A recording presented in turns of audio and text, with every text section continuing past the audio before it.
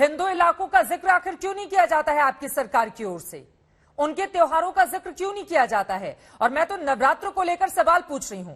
मतलब नवरात्र में अभी जो लोग 9 दिनों का व्रत कर रहे हैं वो आराम से अंधेरे में रहें, उनके सुध लेने की जरूरत नहीं है।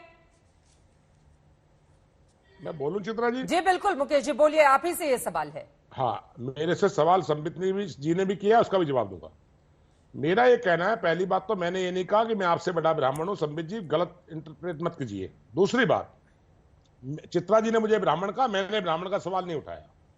मैं ये बड़े साफ तौर पर मैंने पहले कहा था, मैं फिर दोहराना चाहता हूं, हमारे लिए मंदिर हो, मस्जिद हो, गुरुद्वारा हो, चर्च हो, हमारे लिए सब आस्था की जगह है और हम सबका बराबर सम्मान करते हैं। कहाँ बराबर का सम्मान कर रहे हैं सर मुकेश शर्मा जी? अरे आ रहा हूं ना, लोगों के जहन में है ना ये सवाल।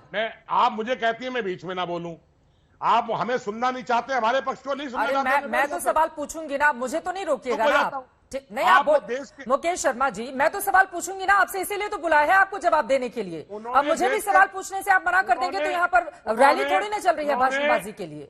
उन्होंने देश के विभाजन का आरोप लगाया है हमारे पे। देश का विभाजन सारा देश जानता है, भारतीय जनता पार्टी कर रही है, और आप जिस नाम पर करते हैं वो सब देश जानता है, कोई छिपा हुआ किसी से नहीं है। चुनाव में हार जीत एक अलग विषय है, बीजेपी की नीति सब जानते हैं।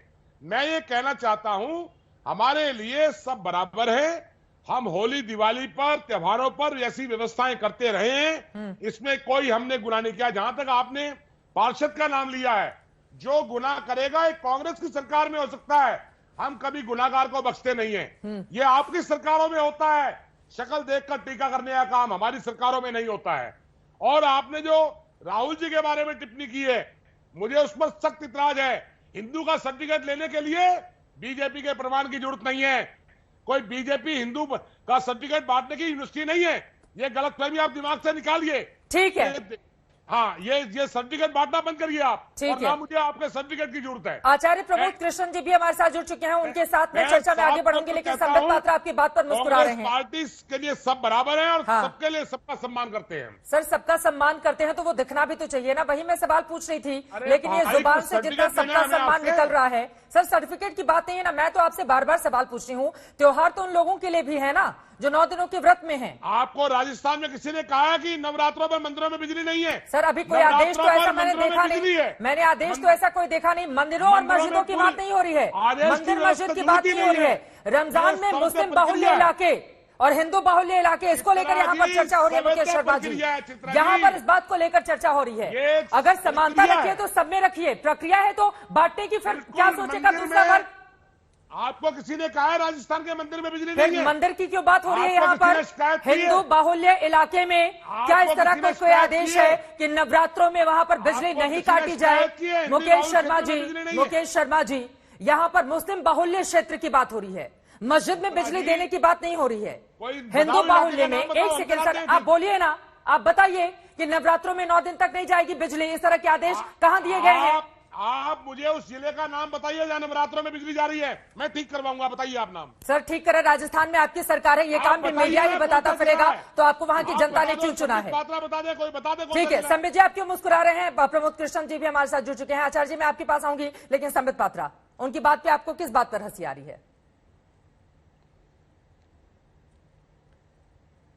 देखिए चित्रा जी, मैं इसलिए मुस्कुरा रहा हूं, मुकेश जी मेरे सीनियर हैं, अनुभव में भी सीनियर हैं, राजनीति में उम्र में भी सीनियर हैं, मगर आज फ्रस्ट्रेशन और इनकी बदहाली देखकर कांग्रेस पार्टी के नेताओं का क्या हाल हो गया है, क्या क्या डिफेंड करना पड़ रहा है, इसलिए मैं मंद मंद मुस्कुरा रहा हूं। कोई यार नहीं, कोई बात नहीं भैया जी, आप गुस्साइए मत, शांति से सुन लीजिए मेरी बात। आप बड़े हैं, कम से कम छोटे भाई की बात शांति से सुन लीजिए।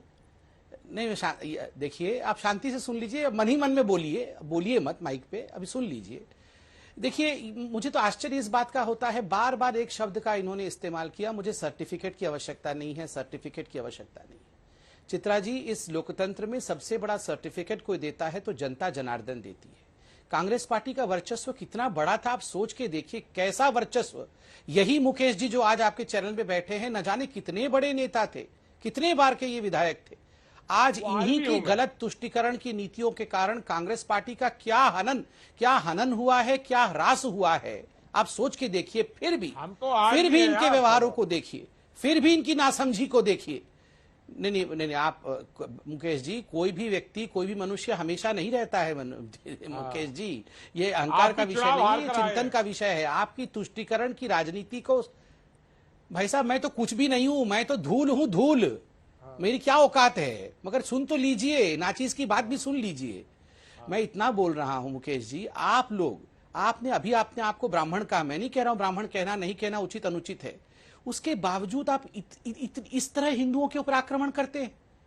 मुसलमान बाहुल्य क्षेत्र, ये कोई सामान्य बात नहीं है। देखिए, ये हमारे लिए कॉमन बात हो गई है कि ये मुस्लिम डोमिनेटेड। जिले का नाम बताओ जहां बिजली नहीं है। मुकेश भाई एक बार, मुकेश भाई एक सेकंड सुन लीजिए, एक सेकंड सुन लीजिए। अगर मुकेश जी सब इलाके में बिजली बराबर की आ रही थी, आपको लगता है, मेरी बात सुन तो लीजिए, अगर आपको लगता है कोई ऐसा जिला नहीं है जहां बिजली की कटौती नहीं होती, हर जिले में बिजली आती थी, तो ऐसा सर्कुलर क्यों निकालना पड़ा कि मुसलमान भाइयों को अंधेरे ने, आपको ये सर्कुलर क्यों निकालना पड़ा कि मुसलमान भाइयों को अंधेरे में नहीं रहना पड़ेगा? तो आप मत बोलिए। अरे आप पहले बताओ, आपने मुसलमानों के लिए ये तो सवाल है ना जो समझ पाते हिंदू बाहुल्य, ये तो महत्वपूर्ण सवाल है। लेकिन ठीक है, अब थोड़ा सा आगे बढ़ते हुए बाकी मेहमानों को भी लेकर आती हूँ। संबित जी, आप अपनी बात पूरी कीजिएगा। हाँ, ये सवाल महत्वपूर्ण है कि ये सर्कुलर क्यों निकाला गया और बाद में उसके कुछ शब्दों में तब्दीली की गई है। मुकेश शर्मा जी, तब क्यों नहीं गलत है? क्यों नहीं गलत है? क्या मुस्लिम बाहुल्य इलाके में बिजली रहेगी और हिंदू बाहुल्य इलाके में बिजली नहीं रहेगी? मुकेश शर्मा जी, गलत बयानी मत कीजिए यहाँ पर।